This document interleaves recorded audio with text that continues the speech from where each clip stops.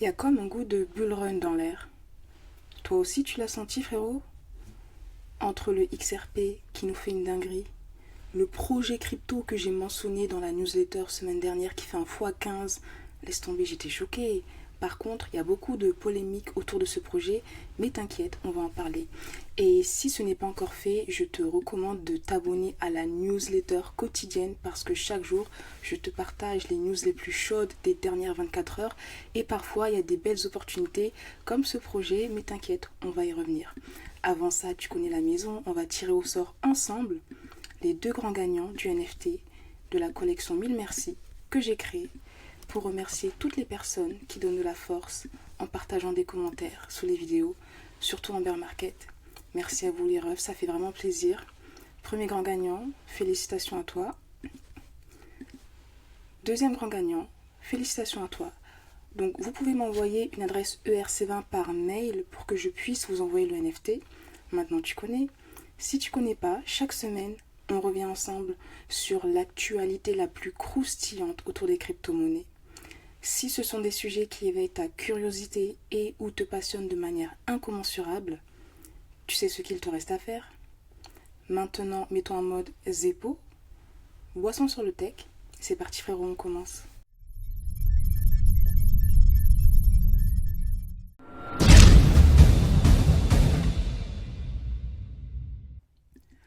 Commençons avec une affaire bien sombre, comme tu les aimes.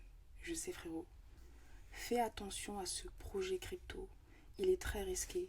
On parle du protocole DeFi multi-chain qui te permet de transférer tes cryptos d'une blockchain à l'autre. Rappel des red flags. Le premier. Il y a quelque temps, le CIO était injoignable. Deuxième red flag, on a pu voir des transactions étranges de 8 à 9 chiffres reliés à multi-chain. Troisième red flag, on a également parlé de potentiel hack à plusieurs millions de dollars. Débat est très sombre, tu connais, on a l'habitude.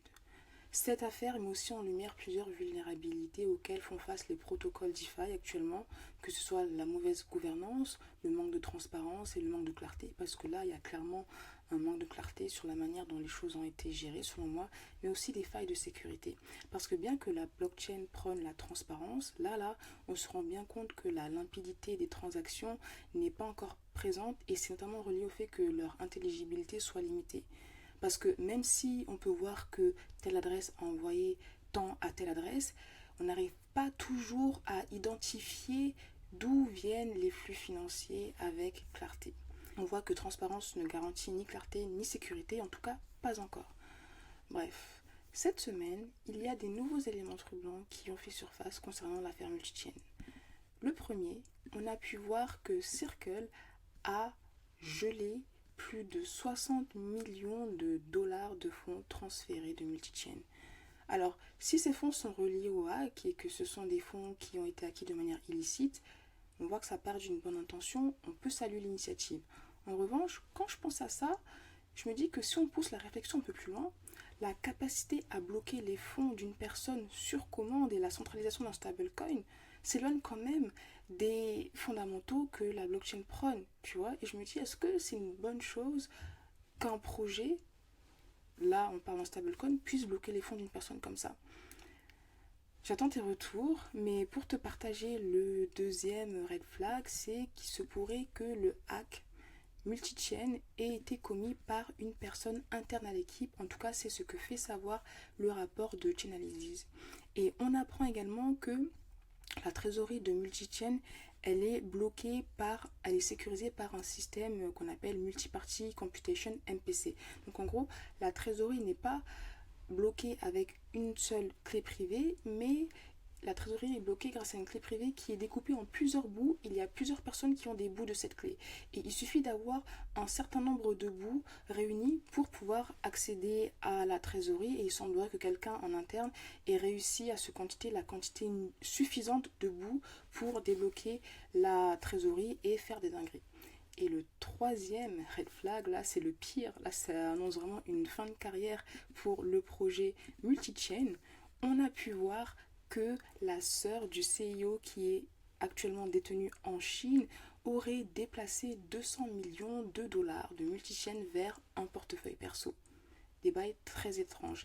Et suite à cette série d'événements tragiques, c'est sans surprise que le protocole multichain a annoncé cesser ses activités. Ils l'ont fait savoir sur Twitter où ils ont également résumé toute la situation. Maintenant, j'aimerais attirer ton attention sur autre chose. Là, multichain, c'était pas des petits peu, encore une fois. Tu vois ce que je veux dire? On parle dans des plus gros protocoles cross-chain.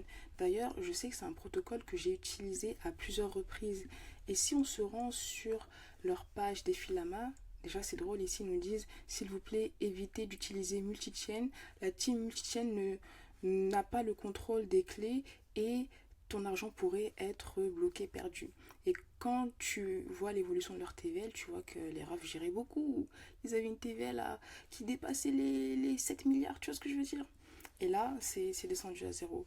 Tout ça pour te dire que même quand on utilise un gros protocole, on n'est pas à l'abri de voir ce protocole dans la sauce avec des problèmes. C'est pour ça que peu importe le projet que tu utilises, qu'il soit connu de tous ou inconnu, il ne faut pas y aller les yeux fermés et il faut agir avec précaution. C'était pour ce projet. Maintenant, on passe à la suite. Parlons d'Arkham. C'est le projet controversé que je t'ai partagé dans la newsletter cette semaine. On va commencer avec une petite introduction grâce à mes gars sûrs et certains, Root Data, tu connais. Alors, Arkham, en fait, c'est une plateforme qui te permet d'analyser plusieurs informations sur la blockchain et l'activité des portefeuilles crypto. On voit que la team est dox, c'est un élément qui peut être rassurant. Le projet a été créé en 2020, ils sont localisés aux États-Unis et derrière on voit qu'il y a des gros, il y a Peter Thiel, il y a Sam Altman, le CEO d'Oponia, donc on peut se dire c'est du lourd. Les refs ont l'air d'être sérieux, depuis 2020 ils sont là, ils sont encore là. Ok, là il n'y a pas de problème. Récemment, ils ont annoncé un nouveau produit, une marketplace qui te permet de retrouver l'identité d'une personne. En fait, la proposition de valeur, c'est de se dire que d'un côté, il y a des gens qui aimeraient avoir plus d'informations sur une adresse crypto particulière. De l'autre côté, il y a des gens qui savent comment analyser et comprendre les transactions de la blockchain. Parce qu'on a vu juste avant que bien qu'elle soit transparente, ce n'est pas toujours évident de comprendre les transactions de la blockchain. Et en soi, je trouve que ça part d'une bonne intention. Parce que si demain je me fais hacker et que la seule chose que j'ai à ma disposition c'est l'adresse du hacker, je serais contente de pouvoir passer par une marketplace comme Arkham et être mise en relation avec une personne qui pourrait m'aider à retrouver l'identité de la personne. Mais parfois, ce type de service, ça peut poser problème quand il s'agit d'affaires tout autres, quand il s'agirait de vouloir dévoiler l'identité d'une personne sans raison valable. Et souvent, il parlait de désanonymiser la blockchain et c'est quelque chose qui a fait polémique parce que plusieurs personnes ont fait savoir que ça allait à l'encontre des fondamentaux de celle-ci. Là, j'aimerais juste apporter une petite précision en disant que la blockchain n'est pas anonyme mais pseudonyme. Mais de manière générale, il y a des personnes qui étaient assez réfractaires à cette idée de dox to earn parce que pour la faire simple, c'est ça, tu es payé pour pouvoir révéler l'identité d'une personne. Premier élément concernant Arkham. Le deuxième élément qui pouvait être très intéressant et qui pouvait aussi rassurer les investisseurs, c'est que Binance a récemment décidé de lancer un launchpad pour le lancement du token ARKM. Donc tu avais l'opportunité de te procurer le token ARKM de manière très avantageuse avant son lancement officiel.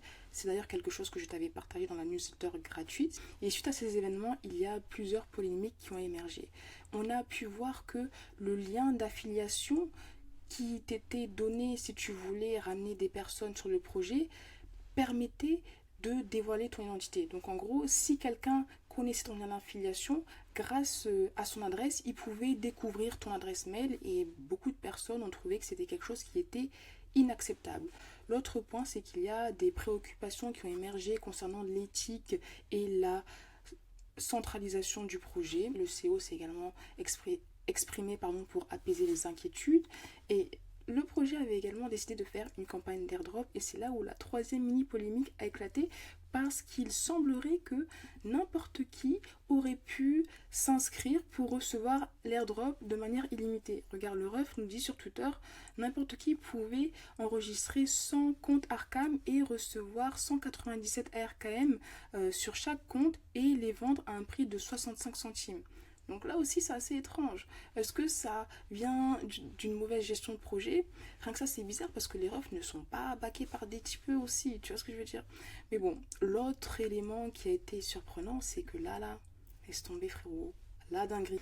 La crypto ARKM, elle a fait un x15 depuis le lancement sur le launchpad de Binance. Ça veut dire que si tu as participé au launchpad de Binance et que tu as pu te procurer des ARKM à un prix de 0.05, là, tu as pu sécuriser un x15. Et le truc encore plus ouf, c'est que la location maximum était de 15 000 dollars. Ça veut dire qu'il y a des gens, ils ont eu 15 000 dollars à 0,5 et ils ont fait un x15. C'est ce qui s'est passé. Maintenant, on va essayer de voir à combien s'échange le ARKM aujourd'hui pour voir si ça a baissé ou si c'est toujours pareil. Et là, on peut voir qu'il se trade quand même à 66 dollars, 65 dollars, donc c'est pas rien. Bon voilà, je pense que malgré tout, c'est un projet à suivre parce que la proposition de valeur est assez intéressante et dans le passé, elle s'est déjà avérée utile pour mettre en lumière des gestions assez pernicieuses de certains projets, notamment Celsius. Actuellement, ils continuent toujours de build, hein. Ils ont leur version bêta qui est dispo. Donc si tu veux l'utiliser, tu peux aller sur leur site et ils ont également lancé un oracle. Donc malgré les polémiques, les refs, build, n'hésite pas à me dire ce que tu penses de la polémique et sache que c'est quand même un projet que je vais continuer de suivre et dans le club alpha, je devrais faire une présentation de l'outil. Tu te rappelles au début, je t'ai dit qu'il y a comme un goût de bull run dans l'air. Je ne m'avancerai quand même pas en disant que le bull run est présent. Surtout que là, on vient d'apprendre qu'il y a une des plus grosses sociétés de gestion d'actifs asiatiques qui a décidé de stopper leur investissement crypto. Les refs ont quand même plus de 380 milliards de dollars d'actifs sous gestion. C'est pas rien. Et parmi les raisons, ils ont fait savoir qu'ils ont pris cher parce qu'ils avaient investi des centaines de millions de dollars dans FTX qu'ils ont perdu. Et ils avaient également injecté des fonds dans leur filiale. Donc voilà, c'était pas très intéressant pour eux.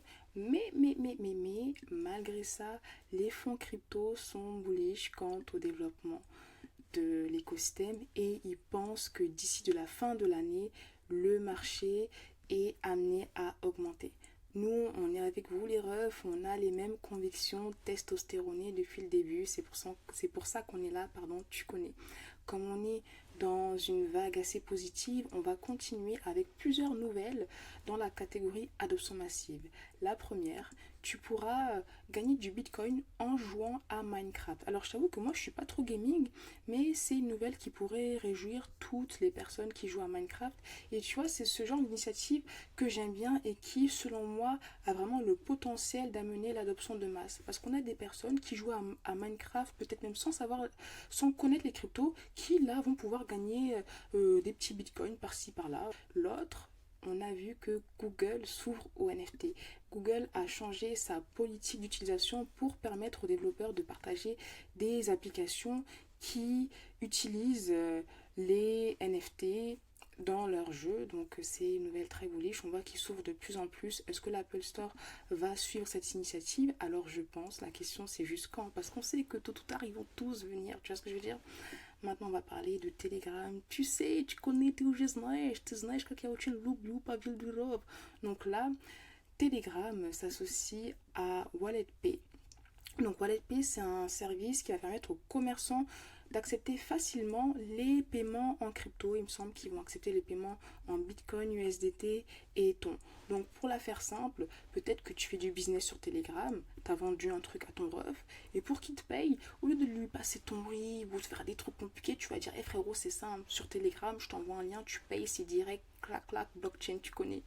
On adore ce genre d'initiative. Et l'autre initiative qui est selon moi extrêmement bullish pour l'adoption massive, c'est qu'il y a un protocole de prêt d'emprunt NFT qui s'est associé avec 4K, une société d'entièrcement pour pouvoir proposer des prêts qui seraient collatéralisés par une Rolex. Donc en gros, ça veut dire que si là, tu as une Rolex sur le tech, tu as besoin d'argent, tu veux pas vendre ta Rolex et d'un côté, tu veux pas faire un prêt parce que tu sais que la banque, elle va te faire mal à la tête, laisse tomber. En fait, là, tu pourrais tout simplement utiliser leur projet. Et donc, concrètement, ce qui va se passer, c'est que tu vas envoyer ta Rolex à la société d'entièrement. Celle-ci va t'envoyer un NFT qui fera office de titre de propriété. Suite à cela, tu pourras partager cet NFT sur la marketplace pour pouvoir générer un prêt. Et quand tu trouveras quelqu'un qui acceptera de t'emprunter de l'argent, cet NFT sera gardé dans une boîte jusqu'à ce que tu rembourses l'emprunt. Et si malheureusement tu faillis à rembourser l'emprunt, la personne qui t'a emprunté de l'argent va pouvoir récupérer ta Rolex. Et là, on voit une application très concrète de la blockchain dans le monde réel et on voit aussi une application très concrète de la narrative de la tokenisation des actifs réels qui est, selon moi, à suivre de très très près. Bon, là on va parler de bail très très sérieux, donc si tu veux, fais une pause, bois un petit coup et on continue. On va parler de la SEC. En commençant par Grayscale. Grayscale a trop le seum contre eux et franchement je les comprends. Là, ils poursuivent la SEC pour avoir rejeté leur application d'ETF Spot Bitcoin auparavant. Et parmi les raisons qui motivent leur plainte, ils parlent du fait que la SEC ait très récemment approuvé un projet de ETF futur à levier x2 qui est beaucoup plus risqué que leur produit Bitcoin ETF Spot qu'ils voulaient mettre à disposition sur le marché. On peut les comprendre, les refs, on peut les comprendre. Et là, on a parlé de ETF Spot, tu vois un peu la transition naturelle qu'on est en train de faire. Actuellement, quel est l'état des ETF Spot? Alors, c'est assez compliqué. On a précédemment vu que la SEC avait jugé les demandes d'ETF Spot inadéquates, soulevant des préoccupations reliées à la fraude et à la protection des investisseurs. En fait, la SEC demande notamment à ses demandeurs un SSA. SSA, c'est Surveillance Sharing Agreement. Et pour faire simple, c'est un accord de partage de surveillance qui imposera aux projets crypto de partager des informations sur leurs clients et sur leur activité. Et dans ce contexte-là, on parle de garde des bitcoins. Et la bonne nouvelle qu'on a eue cette semaine, c'est que Coinbase a finalisé un SSA avec CBOE, SBOE, CBOE, je sais pas comment on dit, mais en gros c'est une nouvelle très très bullish. Là tu dois te demander, mais attends, CBOE c'est qui les refs en fait? Je t'en ai parlé dans la newsletter quotidienne, mais je vais te rappeler quelques infos essentielles à retenir. CBOE c'est l'un des plus grands opérateurs du marché boursier américain. Ils proposent plusieurs produits financiers et la chose très intéressante que j'ai vue sur eux, c'est que c'était devenu la première bourse réglementée à introduire des contrats futurs Bitcoin en 2017. Ça veut dire que bien qu'ils soient dans la finance traditionnelle, ils sont dans les bails de crypto et Bitcoin depuis 2017. Tu vois ce que je veux dire? L'autre point extrêmement bullish concernant CBOE, c'est qu'ils sont validés par la SEC. Je pense qu'on est vers le chemin de la validation future pour un ETF Bitcoin Spot et je suis pas la seule à penser ça. Même l'ancien président de la SEC pense que la validation des ETF Bitcoin Spot n'est qu'une question de temps.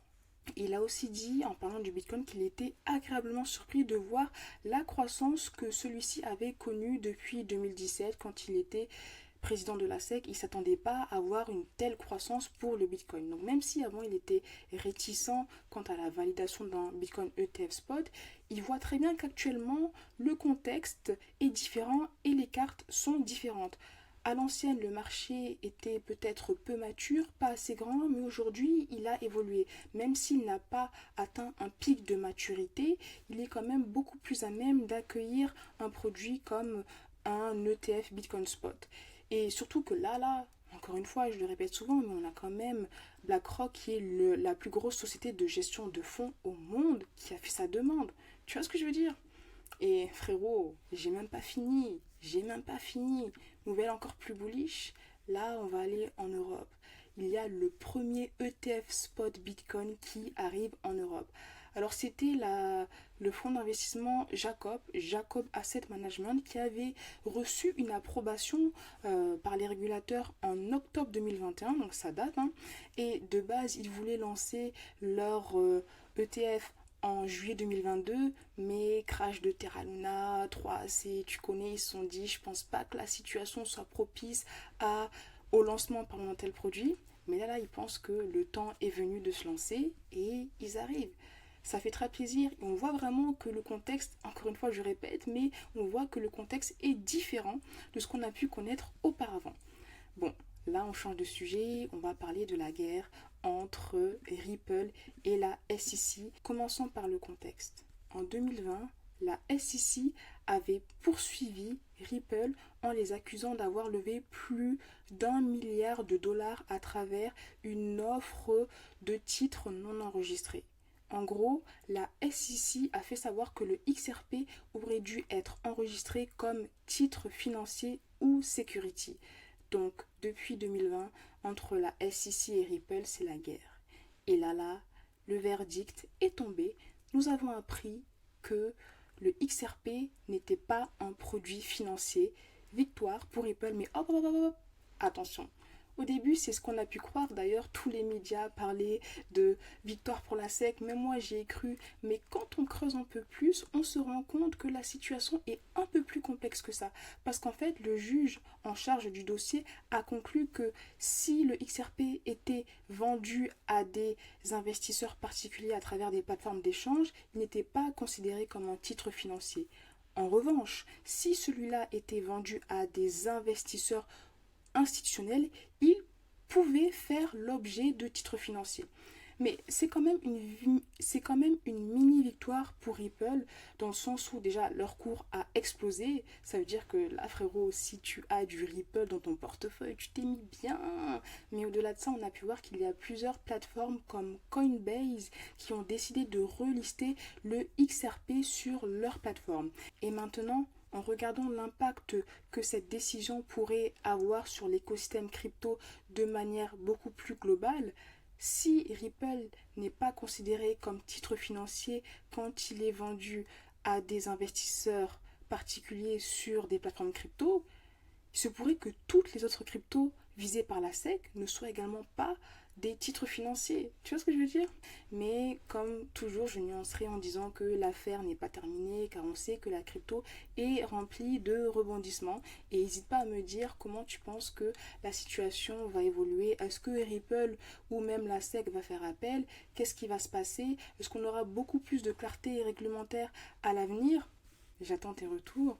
Et là, je vais te partager d'une mise à jour extrêmement bullish pour cette crypto. Tu sais qu'avant, j'en parlais beaucoup comme mon bébé, mais là, ça va devenir encore plus mon bébé, je crois. En fait, Polygon a décidé de mettre à jour son Matic, qui va être renommé en pôle, et ce pôle aura beaucoup plus d'utilité. En fait, ils veulent vraiment mettre le pôle au centre de l'écosystème qu'ils sont en train de développer. On sait que Matic a sa Polygon, a sa blockchain Polygon Proof of Stake, qui est passée d'une sidechain à une L2 sur Ethereum. Je ne sais pas si ça a été effectif, mais en gros, il y avait ce projet et ils sont également en train de lancer leur ZK EVM et le pôle pourrait être au centre de cet écosystème pour valider les différentes couches reliées à l'écosystème Polygon. Selon moi, c'est une nouvelle très bullish pour le développement du projet et même pour la crypto et pour son utilité qui se voit augmenter. Alors cette proposition doit d'abord être validée par la communauté avant d'être implémentée. Affaire à suivre. En tout cas, c'est tout pour moi. On a parlé de beaucoup de choses. J'attends tes retours en commentaire. Si ce n'est pas encore fait, mets un petit pouce j'aime pour donner de la force. Abonne-toi à la chaîne. Je te dis à très vite pour une nouvelle vidéo. Ah, attends. Avant qu'on se termine, frérot, si c'est pas encore fait, là je t'ai dit, du lundi au vendredi, on est ensemble. Actu crypto quotidienne parce qu'il y a plein de nouvelles croustillantes que je ne t'ai pas partagées, que je te partage dans la newsletter. Donc frérot, abonne-toi et je te dis à très vite pour une nouvelle vidéo.